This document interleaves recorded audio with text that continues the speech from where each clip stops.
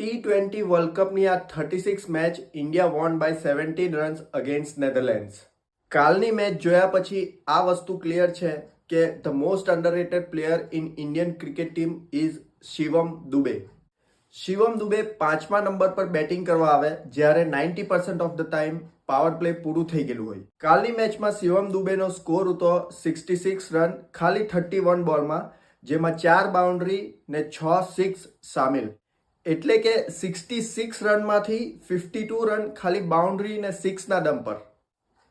કાલે બહુ બધા પ્લેયરને લાગ્યું કે પિચ સ્લો છે, ગ્રાઉન્ડ મોટું છે, પણ શિવમ દુબે કંઈ ફરક નહીં પડે. કાલની પરફોર્મન્સ બાદ શિવમ દુબેને કહી શકાય કે મોસ્ટ રિલાયબલ ને હાઈલી અંડરરેટેડ પ્લેયર છે.